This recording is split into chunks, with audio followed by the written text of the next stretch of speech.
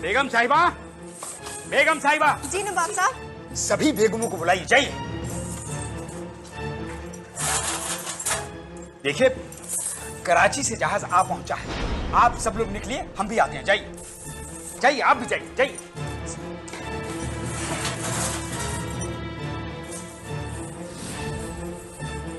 नवाब साहब, हमारा बच्चा नहीं मिल रहा है। तो जाइए, देखिए उसे, जाइए।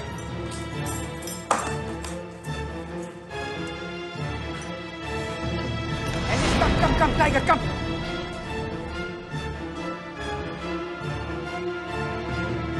नवाब साहब, नवाब साहब, नवाब साहब, नवाब साहब, कहाँ चले गए? नवाब साहब, नवाब साहब, नवाब साहब। हिंदुस्तान के बनने की कहानी, प्रधानमंत्री।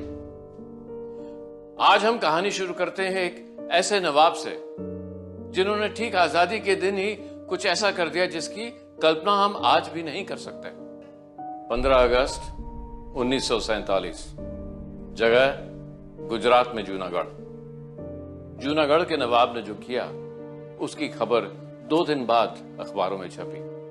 चारों तरफ हंगामा फैल गया कि जूनागढ़ के नवाब ने अपनी रियासत को पाकिस्तान के साथ जोड़ने का फैसला किया है।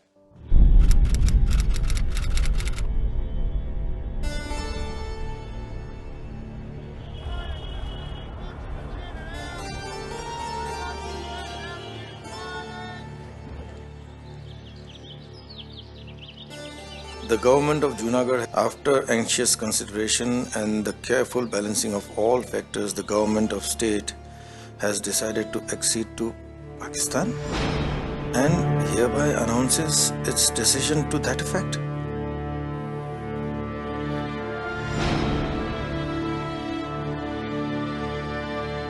भारत सरकार को इस तरह अखबारों से पता चला कि गुजरात का जूनागढ़ पाकिस्तान का हिस्सा बन गया है और अब जूनागढ़ की 3,337 स्क्वायर मील जमीन पर पाकिस्तान का कब्जा होगा। इसी के साथ जूनागढ़ रियासत की 6,70,000 की आबादी पाकिस्तान के हाथों का मोहरा बन गई थी और इन सब के पीछे थे जूनागढ़ के नवाब, जिनका नाम था नवाब मोहम्मद महाबत खान जी। इससे पहले नवाब मोहम्मद महाबत खान जी अपनी 2 आदतों के लिए जाने जाते थे। इसमें से पहली आदत थी जानवरों से उनका प्यार।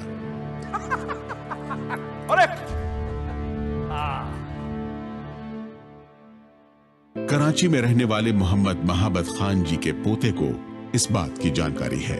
जी हाँ, उन्हें जानवरों से बेतहाशा मोहब्बत थी और उसमें जो फॉरमोस्ट थी उनको मोहब्बत वो डॉग्स से थी, कुत्तों से, और इसके बाद तमाम जानवर उन्होंने पाले हुए थे।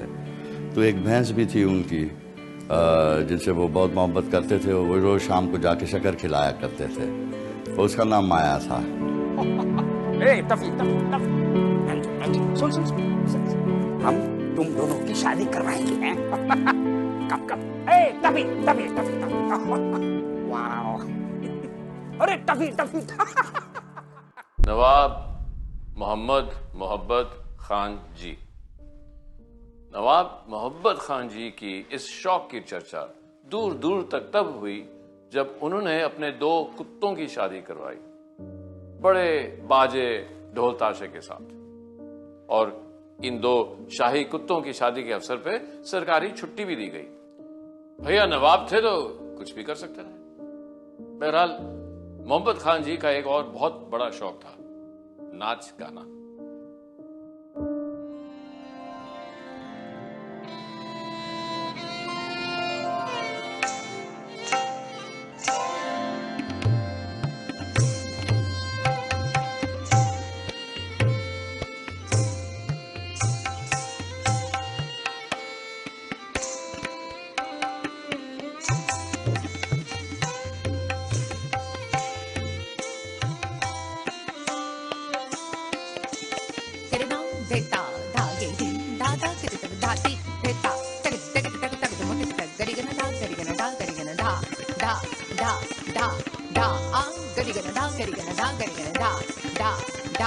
da da ang gari gana da gari gana da gari gana da da da da da da.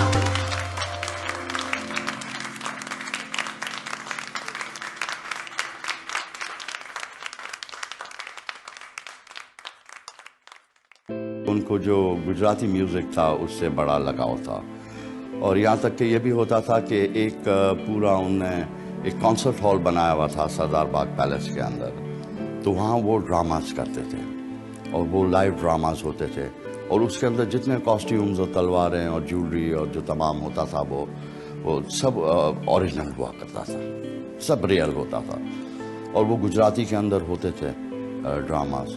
तो उसमें नवाब साहब खुद भी प्ले करा करते थे, एक्सक्लूसिव फॉर द फैमिली। अरे टफी टफी नवाब साहब की इन हरकतों को अंग्रेज नजरअंदाज कर रहे थे।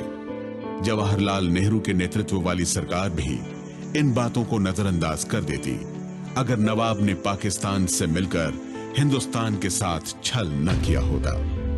और इसका कारण था अंग्रेजों का इंडियन इंडिपेंडेंस एक्ट 1947। इस कानून में लैप्स ऑफ पैरामाउंसी का प्रावधान था।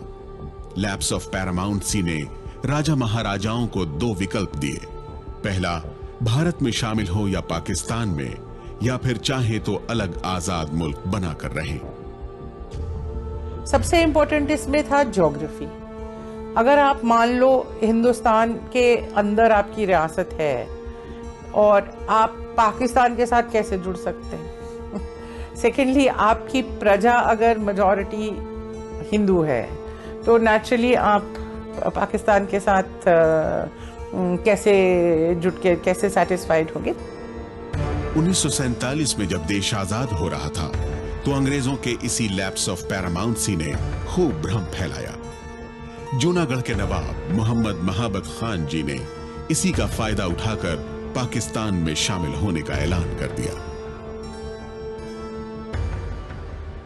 पावर्स जो थे जो वेस्ट करते थे his highness Nawab Mahabat Khan ji, then ruler of Junagadh state, उनने वो पावर्स को एक्सरसाइज करते हुए पाकिस्तान के साथ 15 सितंबर को एक इलाके के ऊपर दस्तखत किए। जूनागढ़ जैसी रियासतों के इन फैसलों से देश काफी मुसीबत में पड़ गया, जिन्हें हल किए बगैर आगे बढ़ना मुश्किल हो गया। जवाहरलाल नेहरू, वीपी मेनन और सरदार पटेल काफी पशुपेश में थे।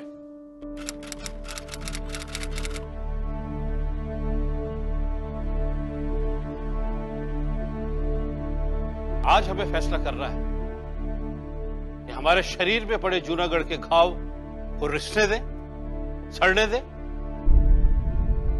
मवाद पड़ने दे या उसका इलाज कराए। जूनागढ़ के साथ क्या किया जाए, इस बात पे फैसला करने के लिए कैबिनेट मीटिंग बुलाई गई। लेकिन कैबिनेट मीटिंग होने से पहले ही लॉर्ड माउंटबेटन ने इस पर बातचीत करने के लिए नेहरू, सरदार पटेल और वीपी मेनन को अपने पास बुलाया। इस बुलावे ने इतिहास का पूरा रुख ही बदल दिया।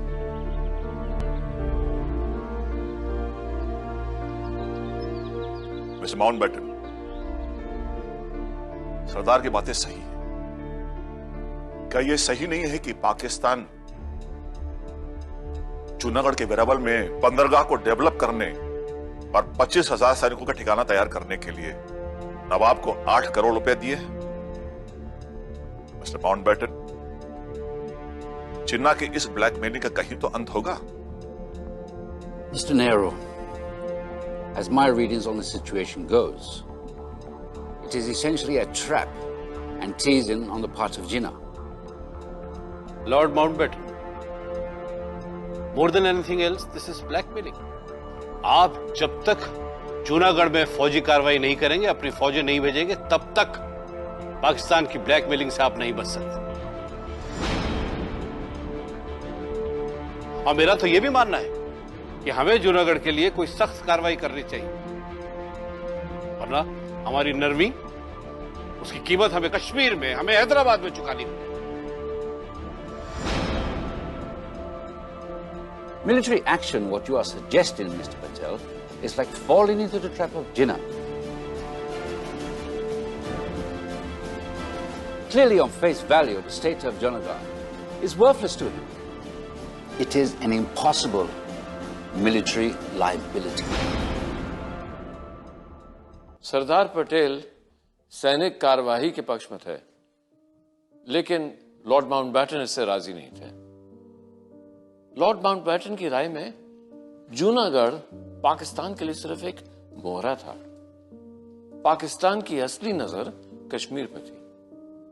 अगर हिंदुस्तान ये कहता कि जूनागढ़ में हिंदुओं की संख्या ज्यादा है, इसलिए वहां का मुस्लिम नवाब पाकिस्तान में जुड़ने का फैसला नहीं कर सकता, तो पाकिस्तान ये कहता कि कश्मीर में मुसलमानों की संख्या ज्यादा है, तो वहां का हिंदू राजा हिंदुस्तान में शामिल होने का फैसला नहीं कर सकता। देश के पहले गृह मंत्री सरदार वल्लभ भाई पटेल खुद गुजरात के थे। उन्हीं पर देश भर की रियासतों को भारत से जोड़ने का दारोमदार था। क्योंकि वो रियासती मामलों के मंत्री भी थे, सरदार पटेल ने जूनागढ़ पर माउंटबेटन का सुझाव मान लिया। इससे जूनागढ़ पर सैनिक हमला टल गया। माउंटबेटन साहब, मैं मानता हूं जूनागढ़ पे कोई भी सैनिक कार्रवाई अगर हम करें तो उसकी कीमत हमें कश्मीर में चुकानी पड़ सकती है। इसलिए कम से कम हमें जूनागढ़ की सरहदों पे चौकसी और नाकाबंदी बढ़ा देनी चाहिए। इससे वहां के नवाब को सबक मिलेगा, उसकी अकल ठिकाने आएगी। माउंटबेटन के साथ मीटिंग में नाकाबंदी का फैसला हो गया, लेकिन उससे पहले प्रधानमंत्री नेहरू की सलाह पर वीपी मेनन को जूनागढ़ भेजने का फैसला भी कर लिया गया। इसके पीछे मकसद था ये जानना कि जूनागढ़ की बगावत के पीछे कौन है, नवाब या उनके दीवान शाहनवाज भुट्टो। शाहनवाज भुट्टो पाकिस्तान के पूर्व प्रधानमंत्री बेनजीर भुट्टो के दादा थे। मिस्टर मेनन, मुझे बहुत ही अफसोस है कि नवाब साहब पिछले 10 दिनों से बीमार हैं और वो किसी से नहीं मिल सकते। मैं खुद उनसे पिछले 4 दिन से नहीं मिल पाया। दीवान साहब, मैं आपको पहले भी बता चुका हूं कि भारत सरकार की कैबिनेट का बहुत ही इंपॉर्टेंट मैसेज मुझे उन तक व्यक्तिगत तौर पर भेजा गया देने के लिए। बस 2 मिनट के लिए मैं उनसे मिलना चाहता हूं। उनकी तबीयत बिल्कुल नासाज है। It is absolutely impossible for you to see him. If it is impossible for me to have an audience with His Excellency the Nawab, then may I have the opportunity to meet the Nawab Zada of Junagadh? देखिए, मुझे लगता है कि इन हालात में मेरी मुलाकात नवाबजादा साहब से हो जाए तो अच्छा रहेगा। दरअसल इन दिनों वो क्रिकेट में इतने मशगूल हैं कि उनसे मुलाकात करना काफी मुश्किल होगा। दीवान शाहनवाज भुट्टो मेनन की हर बात को नवाब की बीमारी के नाम पर टाल रहा था। जल्द ही मेनन समझ गए कि शाहनवाज भुट्टो के साथ वो सिर्फ अपना समय बर्बाद कर रहे हैं। Then it's time for me to leave. But let me conclude, दीवान साहब। जूनागढ़ के नवाब साहब के फैसले को लेकर काठियावाड़ की जनता बहुत ही गुस्से में। अगर उनका गुस्सा नहीं थमा और उन्होंने अगर कानून अपने हाथ में ले लिया, तो इसका मतलब होगा कि नवाब साहब की पूरे वंश की और पूरी डायनेस्टी का खात्मा, और इसके जिम्मेदार होंगे सिर्फ आप।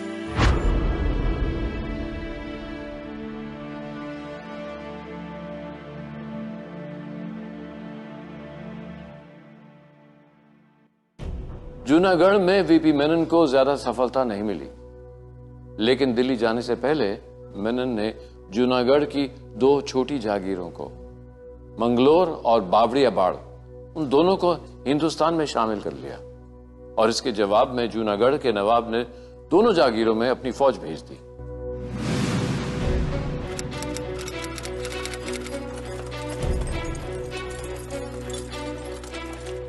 सर, मंगरोल और बाबरियावाड़ में जूनागढ़ के नवाब ने अपनी फौजें भेज दी हैं, और दोनों जगहों के शेखों ने हिंदुस्तान के साथ एक्सेशन को भी खारिज कर दिया है। मंगरोल और बाबरियावाड़ में अपनी फौज भेजनी चाहिए, क्योंकि नवाब ने इन दोनों जगह पे अपनी फौज भेजी। It's an act of aggression, Bharat के खिलाफ युद्ध है ये। माउंटबेटन, इफ यू एग्री, बाबरियावाड़ और मंगरोल पर किसी सैन्य कार्रवाई का जवाब देने के लिए हम अपने कमांडर इन चीफ को तैयार रहने का ऑर्डर अभी देंगे।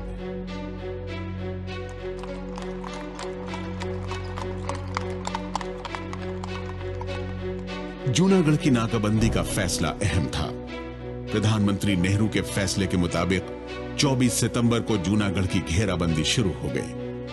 पाकिस्तान भारत के इस कदम के लिए तैयार नहीं था, लेकिन भारत को इस बार धक्का तब लगा जब माउंटबेटन सैनिक कार्रवाई से बचने की सलाह देने लगे। 27 सितंबर को माउंटबेटन के साथ मीटिंग हुई और इस मीटिंग में माउंटबेटन ने मामले को यूनाइटेड नेशन में ले जाने का सुझाव दिया। There is a real danger of precipitate action on behalf of India. This may cause a war between India and Pakistan. आप क्या सोचते हैं? दूसरी मुल्कों के सामने साख बघारने के लिए हमें यूएनओ जाना चाहिए? यह हमारी बहुत बड़ी भूल होगी। जूनागढ़ के सहारे पाकिस्तान ने हमारे खिलाफ जंग छिड़ी है और उसका सख्ती से हमें जवाब देना होगा। हमें अपने हक के लिए किसी के आगे अर्जी लगाने की जरूरत नहीं है।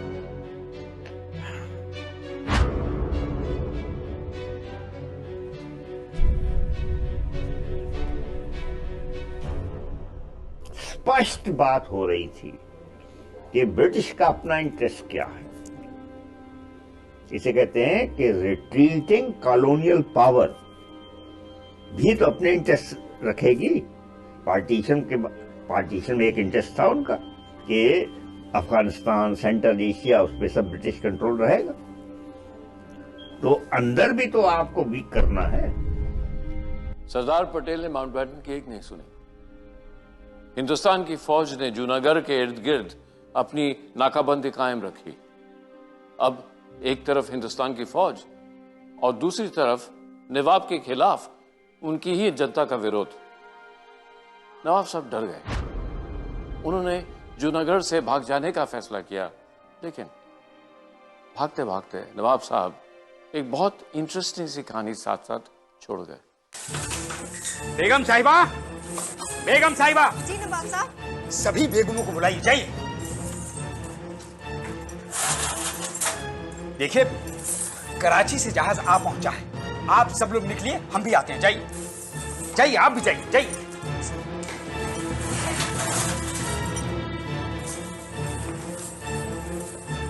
नवाब साहब, हमारा बच्चा नहीं मिल रहा है। तो जाइए, देखिए उसे, जाइए।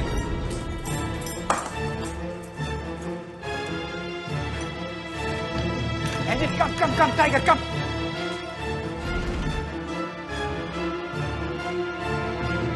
नवाब साहब, नवाब साहब, नवाब साहब, नवाब साहब, कहाँ चले गए?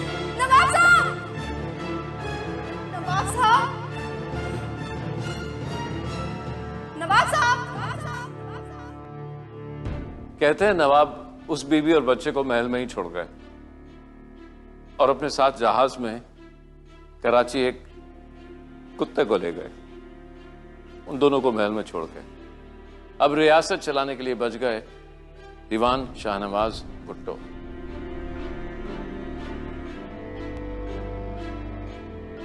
शाहनवाज भुट्टो ने पाकिस्तान से मदद की गुहार लगाई, लेकिन न जिन्ना का जवाब आया और न ही मदद। जूनागढ़ को प्यादा बनाया गया था। प्यादे को अपनी सहूलत के मुताबिक रास्ते से हटा दिया गया। 7 नवंबर 1947 को शाहनवाज भुट्टो ने भारत से जुड़ने की पेशकश कर दी। जूनागढ़ को सलाह जफरुल्लाह साहब ने दिया था कि हाँ तुम पाकिस्तान में शरीक हो जाओ, वो ठीक है, तो उसका जूनागढ़ का नवाब को भोगना पड़ता है, कोई जफरुल्लाह साहब को भोगना नहीं पड़ता है। और ये तो खाली बातों है। जूनागढ़ का तो फैसला हो गया, अभी उसमें कोई चीज बनने वाली है नहीं। कोई यूनो में जाओ, दुनिया पार जाओ, उसमें कोई चीज नहीं बन सकती, वो तो हो गई बात। जूनागढ़ में एक मक्खी भी मारनी नहीं पड़ी, किसी के पर कोई हथियार चलाना ही नहीं पड़ा, फिर क्या रहा? और खुद दीवान ने खुद आके कहा कि मेहरबानी करके हमारी हुकूमत ले लो, हम नहीं चला सकते, और नवाब वहां उठ के भाग के कराची जाकर बैठ गया। फिर जूनागढ़ की बात क्या करते? इस तरह जूनागढ़ को पाकिस्तान में शामिल होने से रोक दिया गया। फिर फरवरी 1948 में भारत ने जूनागढ़ में रायशुमारी भी की। हिंदुस्तान के पक्ष में 1,19,000 वोट आए और पाकिस्तान के पक्ष में सिर्फ 91। जूनागढ़ के नवाब महाबत खान जी दरअसल ऐसे देसी राजा महाराजाओं में से थे जिनके बारे में टाइम मैगजीन ने 1947 में लिखा था कि इनकी रियासतों में भारत की 25% आबादी रहती है। इन राजा महाराजाओं के पास औसतन 11 उपाधियां, 6 पत्नियां, 13 बच्चे और 4 रोल्स रॉयस कारें होती हैं। इनमें से ज्यादातर बड़ी रियासतों ने अंग्रेजों के जाने के बाद खुद को आजाद मुल्क बनाने का सपना देखा था और इसका खुला ऐलान सबसे पहले देश के दक्षिण में मौजूद त्रावणकोर रियासत ने किया था। त्रावणकोर रियासत में आज के केरल और तमिलनाडु राज्य का दक्षिणी हिस्सा आता था। आज की तरह खबर, आज की तरह खबर, प्रवीण कौर आजाद हो गया। आज की तरह खबर, आज की तरह खबर, प्रवीण कौर आजाद हो गया।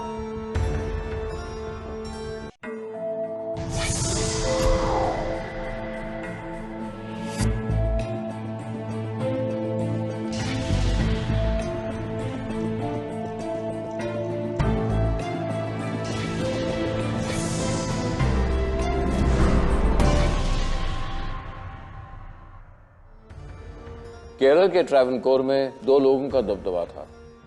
एक तो वहां के राजा बलराम वर्मा और दूसरे उनके दीवान सीपी अय्यर। वो दोनों चाहते थे कि ट्रावनकोर एक आजाद देश रहे। आजादी से लगभग 2 महीने पहले 11 जून 1947 को दीवान सीपी रामास्वामी अय्यर ने घोषणा की, हमारी रियासत ब्रिटिश शासन खत्म होने के बाद भारत पाकिस्तान में शामिल नहीं होगी। हमारा अपना वजूद है और हम आजाद रहेंगे। इनके इस ऐलान से देश के टूटने की आशंका सच साबित होने लगी। राजा का इतना नहीं था जितना ये दीवान का था कि क्योंकि हम तो बिल्कुल समुद्र के किनारे हैं, हम एकदम इंडिपेंडेंट, दुनिया के साथ हमारा लिंक हो सकता है। ये नहीं है कि हम सारे तरफ से घेरे हुए हैं, हमें इंडियन टेरिटरी, तो कहीं बाहर कुछ कांटेक्ट करना भी हमारे लिए मुश्किल हो जाएगा इंडिया के बगैर। तो उन्होंने थोड़े दिन ये बात करने की कोशिश करी कि हम अपना कॉन्स्टिट्यूशन बनाएंगे, अमेरिकन कॉन्स्टिट्यूशन बनाएंगे, ये करेंगे, वो करेंगे। सवाल ये था कि क्या त्रावणकोर की जनता भी भारत से अलग आजाद मुल्क चाहती थी? इस सवाल का जवाब त्रावणकोर की जनता ने जल्द ही दे दिया। जनता ने महाराजा और दीवान के फैसले का भारी विरोध किया और आजादी से सिर्फ 20 दिन पहले वो घटना घटी जिसकी कल्पना दीवान रामास्वामी अय्यर ने कभी की ही नहीं थी। रामास्वामी अय्यर पर जानलेवा हमला हो गया। रामास्वामी अय्यर तिलमिला गए, लेकिन उन्हें अपने फैसले की आलोचना का अंदाजा भी हो गया। आखिरकार त्रावणकोर के महाराजा ने आजादी से महज 3 दिन पहले वायसराय माउंट बैटन को तार भेजा जिसमें लिखा था, हम भारत में शामिल होने के लिए तैयार हैं। आजादी से महज 3 दिन पहले ट्रावनकोर के महाराजा ने इंस्ट्रूमेंट ऑफ एक्सेशन पर साइन कर ही दिया, लेकिन इससे प्रधानमंत्री की मुश्किलें खत्म नहीं हुई। हिंदुस्तान के ठीक बीच एक रियासत थी भोपाल। भोपाल के नवाब ने तय किया कि या तो वो आजाद रहेंगे या वो पाकिस्तान में शामिल हो जाएंगे। भोपाल के नवाब का नाम था हमीदुल्लाह खान। भोपाल के नवाब हमीदुल्लाह खान की कई ख्वाहिशें थी, जैसे ब्रिटिश शासन खत्म होने के बाद वो आजाद देश के मालिक होंगे और अगर ऐसा न हो पाए तो दूसरी रियासतों के साथ मिलकर एक आजाद फेडरेशन बना लें। भोपाल नवाब की इन ख्वाहिशों के पीछे कई वजह थी। पहली कि वो चेंबर ऑफ प्रिंसेस के काफी असरदार चांसलर थे। दूसरी, वो मोहम्मद अली जिन्ना के करीबी थे। इसका अंदाजा इस बात से लगाया जा सकता है कि जिन्ना ने उन्हें पाकिस्तान का सेक्रेटरी जनरल बनाने की पेशकश की थी। तीसरी वजह, वायसरॉय माउंट बैटन से नवाब हमीदुल्लाह की गाढ़ी दोस्ती थी। इस हाल में आजादी से सिर्फ 4 दिन पहले माउंटबेटन ने हमीदुल्लाह को चिट्ठी लिखी। डियर हमीदुल्लाह, आप 14 अगस्त की आधी रात से पहले एक्सेशन के कागजात पर दस्तखत कर मुझे सौंप दीजिए। इन्हें मैं अपने पास संभाल कर रखूंगा और 25 अगस्त से पहले इन दस्तावेजों को रियासत विभाग के हाथों में नहीं दूंगा। 25 अगस्त तक अगर आपके फैसले में बदलाव आता है और आपको भारत में शामिल नहीं होना हो तो मैं सारे दस्तावेज आपको वापस सौंप देने के लिए तैयार हूँ। नवाब हमीदुल्लाह, मेरी निजी सलाह है कि आपको दस्तखत कर देने चाहिए। सदा के लिए आपका डिकी।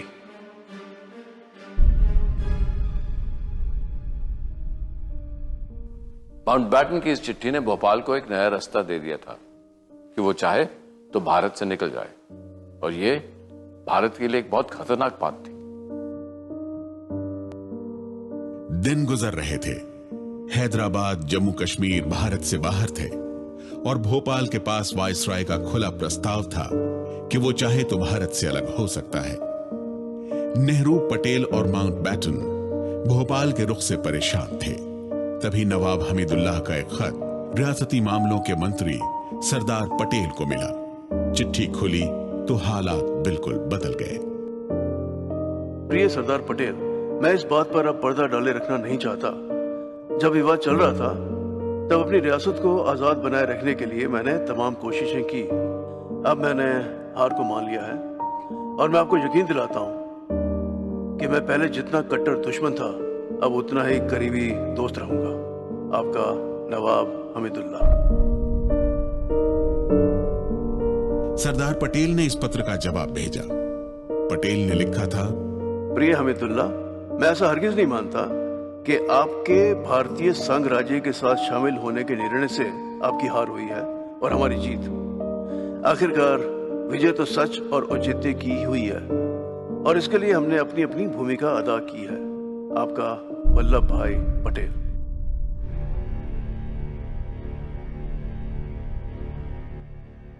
भोपाल के हिंदुस्तान में शामिल होने से एक समस्या तो खत्म हुई, लेकिन देश के सामने एक और बहुत बड़ी समस्या थी। हैदराबाद के निजाम मीर उस्मान अली बहादुर, पर उनका नाम तो इससे बहुत ज्यादा बड़ा था, पर निजाम साहब ने यह ऐलान कर दिया कि वो किसी भी हालात में हैदराबाद को हिंदुस्तान के साथ जोड़ने में राजी नहीं होंगे, और उनके साथ थे कासिम रजवी।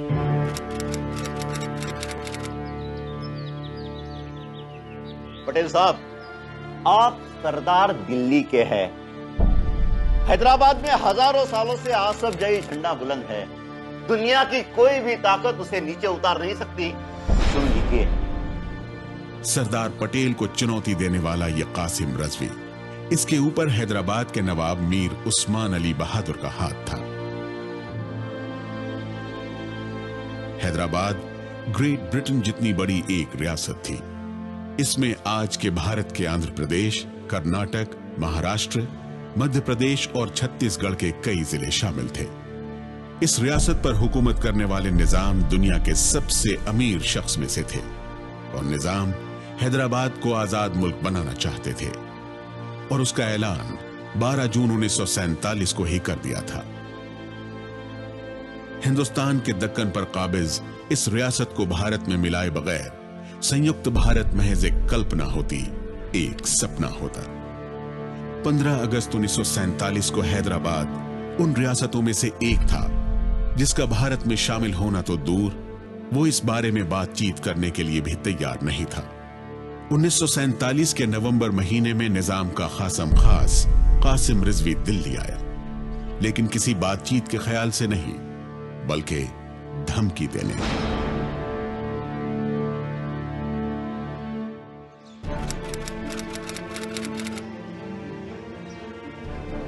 पटेल साहब, हमारे निजाम ने साफ साफ कह दिया है, 2 मुल्कों में समझौता होता है, वैसे ही समझौता हम आपके साथ कर सकते हैं, आपकी सहूलियत के लिए। हैदराबाद कभी भी अपनी खुद मुख्तारी और आजादी को आपके पैरों तले नहीं रख सकता। बेहतर यही है कि आप अपना ये सपना छोड़ दें। कासिम साहब, चाय ली। हैदराबाद का इतिहास इस बात की गवाही नहीं देता कि आप कभी आजाद मुल्क रहे। हैदराबाद हमेशा हिंदुस्तान की रियासत रहा है और अब जब अंग्रेज हिंदुस्तान छोड़ के चले गए, वैसे ही हैदराबाद को अपना निजाम आवाम के हाथ में देना होगा। इसी में आपके और आपके निजाम की भलाई। पटेल साहब, आप हमारी फिक्र ना करें तो अच्छा है। वो दिन दूर नहीं, हैदराबाद की सरहद को अरब सागर की लहरें छुएगी और आसफ जाही निजाम का झंडा लाल किले पर लहराएगा। पटेल साहब, निजाम की मांगों को न माना गया तो रियासत में हिंदुओं के लिए मुश्किलें आ सकती हैं। कासिम साहब, आप अगर खुदकुशी ही करने की सोच रहे हैं तो आपको कोई कैसे रोक सकता है? पटेल साहब, आप सरदार दिल्ली के हैं। हैदराबाद में हजारों सालों से आसफ जाही झंडा बुलंद है। दुनिया की कोई भी ताकत उसे नीचे उतार नहीं सकती। Qasim Rizvi definitely wanted independent Hyderabad. Qasim Rizvi, as per a report in Nizam's period before, I think in 1946, he was committing a number of atrocities. And government of Hyderabad instituted a committee. Committee inquired. Committee came to know Qasim Rizvi is a criminal. Sardar Patel से कासिम रिजवी की यह पहली और आखिरी मुलाकात थी। कासिम रिजवी मजलिस इत्तेहादुल मुस्लिमीन का नेता था।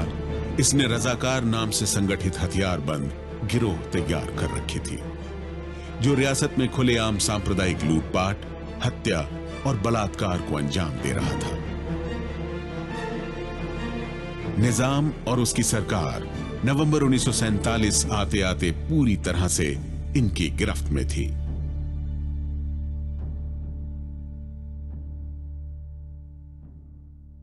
Qasim Rizvi completely cared. Hindus will not have any political power. Hindus have to be under Muslim rule. Muslims, only Muslims, a political community, they continue to be there. And that is how he has taken communal stand.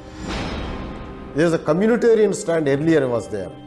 And Qasim Rizvi has communal stand he has taken in trained a very big force known as Razakars. Qasim Razvi ने नवाब के इर्द गिर्द सब अपने लोग भर दिए थे। हैदराबाद में वही होता था जो कासिम रजवी चाहता था, लेकिन फिर भी बड़ी मुश्किल से भारत सरकार ने हैदराबाद के साथ एक स्टैंड स्टिल एग्रीमेंट साइन किया, जिसका मतलब यह था कि वो काम जो हैदराबाद और बाकी हिंदुस्तान में होता था और जैसे भी होता था वो 1 साल तक वैसे ही चलता रहेगा। लेकिन हैदराबाद के नवाब ने इंस्ट्रूमेंट ऑफ एक्सेशन साइन करने से बिल्कुल मना कर दिया था, और ये भारत के लिए बड़ी मुश्किल थी क्योंकि उसके बगैर हैदराबाद हिंदुस्तान में शामिल नहीं हो सकता था। स्टैंड स्टिल एग्रीमेंट की स्याही अभी सूखी भी नहीं थी कि हैदराबाद ने पाकिस्तान को 20 करोड़ रुपए उधार दे दिए। यही नहीं, पाकिस्तान से हथियार की आमद की रिपोर्ट भी आने लगी।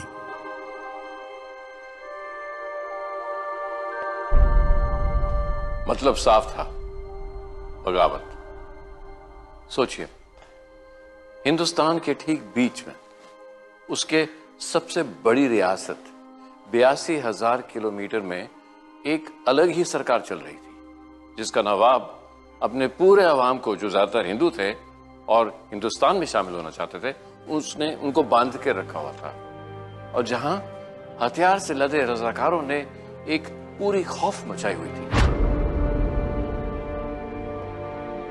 दरअसल निजाम के हैदराबाद में ज्यादातर सरकारी ओहदों पर मुसलमान काबिज थे, जबकि उनकी आबादी 1/4 से भी कम थी। कासिम रजवी ने इन्हीं ओहदेदार मुसलमानों को यह डर दिखा रखा था कि निजाम की हुकूमत अगर खत्म हुई तो उनके लिए आफत आ सकती है। उधर कश्मीर में लड़ाई शुरू हो गई। रजवी ये समझ गया था कि भारत की सेना अभी कश्मीर में उलझी है और ऐसे में वो हैदराबाद का रुख नहीं करेगी। भारत की फौज हमला कर देगी हम पर, तैयारी चल रही है उनकी। लायक अली साहब, आप हम पर जबरदस्ती ना करें तो अच्छा है। हम जानते हैं हमें क्या करना है, हमारे आवाम के लिए क्या करना है, हमारे नवाब साहब जानते हैं। अच्छी तरह से जानते हैं। किसी को कुछ सिखाने की हमें जरूरत नहीं है। उधर दिल्ली में जवाहरलाल नेहरू की कैबिनेट और पार्टी के कई सदस्य हैदराबाद के खिलाफ सैनिक कार्रवाई का विरोध कर रहे थे। उनका मानना था कि इससे दक्षिण भारत में भी दंगे फैल सकते हैं और बातचीत से ही रास्ता निकाला जाना चाहिए। नेहरू कोई कार्रवाई नहीं करना चाहते थे, इसीलिए कि अगर नेहरू कोई कार्रवाई करे, क्योंकि निज़ाम ने तब तक कोई इंस्ट्रूमेंट ऑफ एक्सेशन साइन नहीं किया है। नेहरू को ये डर था अगर वो कोई एक्सट्रीम एक्शन लेते हैं तो शायद निज़ाम पाकिस्तान के साथ ज्वाइन कर सकते हैं और एक जंग छिड़ सकता है। दिल्ली में असमंजस था, माहौल में तनाव। Governor general Lord Mountbatten Hindustan और हैदराबाद के बीच समझौता करने में लगे हुए थे। उनका कार्यकाल खत्म होने को आ रहा था और वो चाहते थे कि जाने से पहले वो किसी तरह ये हैदराबाद के मसले को बातचीत के जरिए उसका समझौता करवा लें। इस तल्ख माहौल में हैदराबाद के प्रधानमंत्री लायक अली एक बार फिर दिल्ली पहुंचे। हम ये कहना चाहते हैं कि भारत में शामिल होना हमारे विकल्प में नहीं है।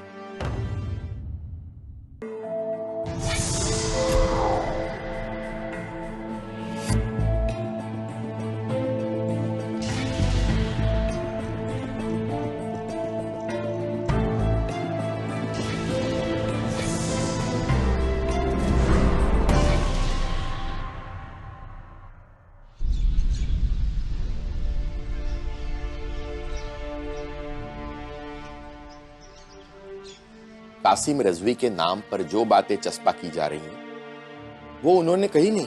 हिंदुस्तान के खिलाफ हमने जांच करवा ली लायक अली साहब।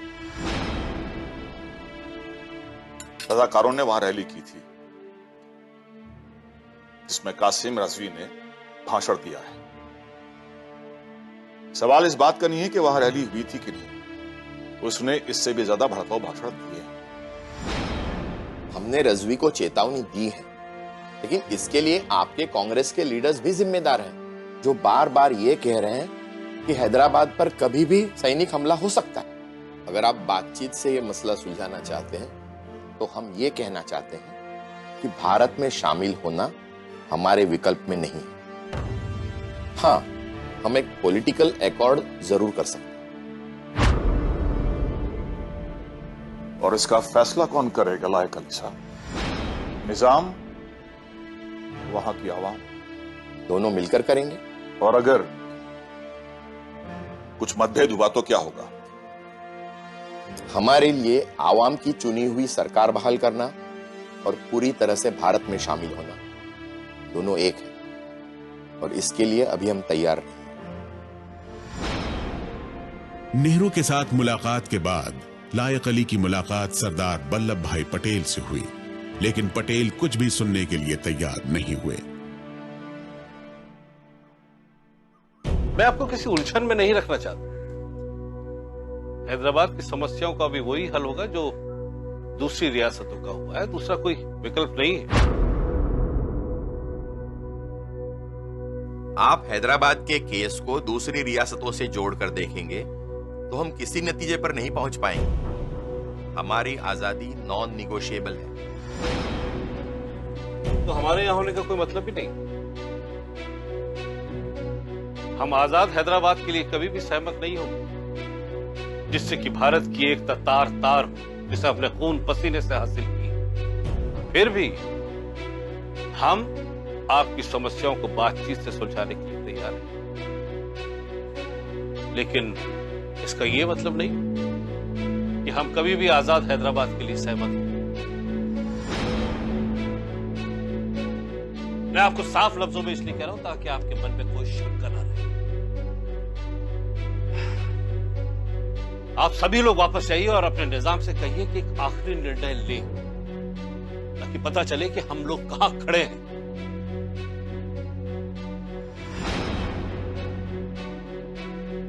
हैदराबाद का प्रतिनिधिमंडल वापस लौटा और उसने जो भी वादे किए थे उन्हें भूलकर नई मांग करने लगा। आजादी मिले 8 महीने बीत चुके थे और हैदराबाद रियासत की हैसियत एक अलग मुल्क जैसी बनी हुई थी। निजाम ने 22 अप्रैल 1948 को माउंटबेटन को एक खत लिखा जिसमें कहा गया कि हैदराबाद के शासक और प्रजा का रिश्ता उनका अंदरूनी मामला है। माउंटबेटन भारत से लौटने से पहले हैदराबाद की समस्या सुलझा लेना चाहते थे। आखिरकार उनकी कोशिशों की वजह से भारत सरकार ने ऐसी रियायत दे दी जो हैदराबाद को लगभग एक आजाद मुल्क का दर्जा दे दी। ऐसी रियायत किसी और रजवाड़े को नहीं दी गई थी। इसके तहत हैदराबाद अपना कानून खुद बना सकता था, 20,000 तक की फौज रख सकता था। आंतरिक इमरजेंसी की हालत में ही भारतीय फौज हैदराबाद में दाखिल हो सकती थी। निजाम की सत्ता भी महफूज थी। इन प्रस्तावों को सरदार पटेल ने माउंटबेटन के बड़े अनुरोध के बाद 13 जून 1948 को अपनी सहमति दे दी। इस समझौते के लिए पटेल और नेहरू की आलोचना भी होने लगी। सवाल पूछा जा रहा था कि क्या हैदराबाद एक आजाद देश बनने जा रहा है? अब बाकी थे तो सिर्फ समझौते पर निजाम के दस्तखत।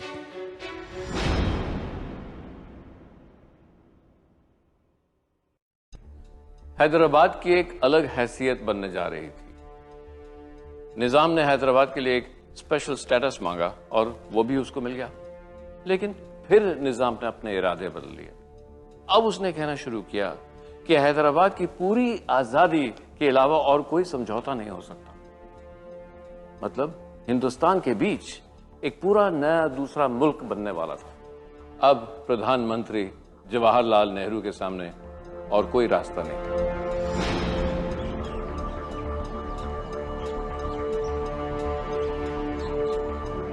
देखिए, हमने हैदराबाद को जो प्रस्ताव दिया था उससे ज्यादा कोई और रियायत हम नहीं दे सकते। अब इस मसले पर अब बातचीत का कोई मकसद नहीं रहा।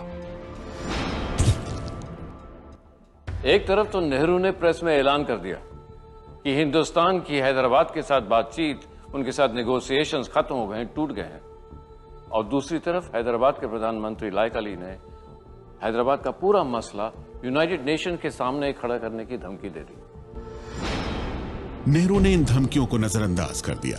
दूसरी तरफ तबीयत खराब होने की वजह से सरदार पटेल देहरादून में आराम कर रहे थे।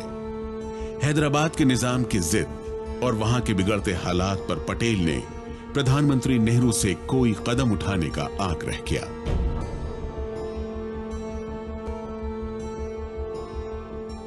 अपने कई फैसलों से हैदराबाद के नवाब ने न सिर्फ अपने लिए पर हिंदुस्तान के लिए भी बहुत कम विकल्प, बहुत कम रास्ते छोड़े थे।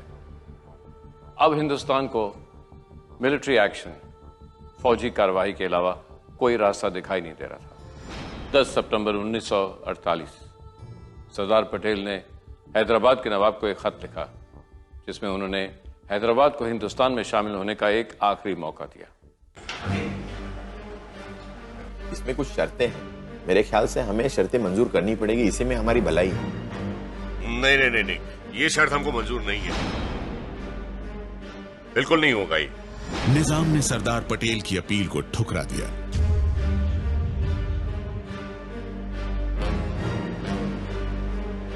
जवाब में भारतीय सेना ने 13 सितंबर 1948 को ऑपरेशन कैटरपिलर शुरू कर दिया, जिसे ऑपरेशन पोलो या पुलिस एक्शन भी कहा जाता है।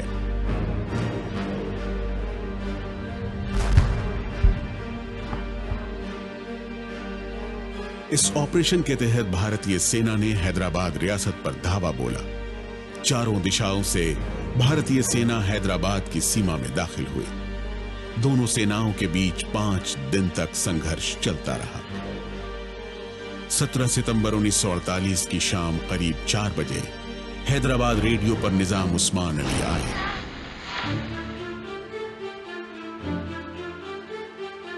हमने भारत के गवर्नर जनरल श्री राजगोपालाचारी को इत्तला दे दी है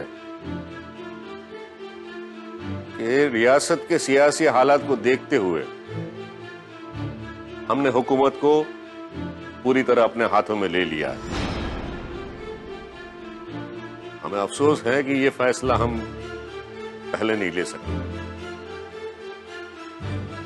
हमने अपनी फौज को जंग रोकने का हुक्म दे दिया है। और हम इंस्ट्रूमेंट ऑफ एक्सेशन पे दस्तखत करने के लिए भी तैयार हैं।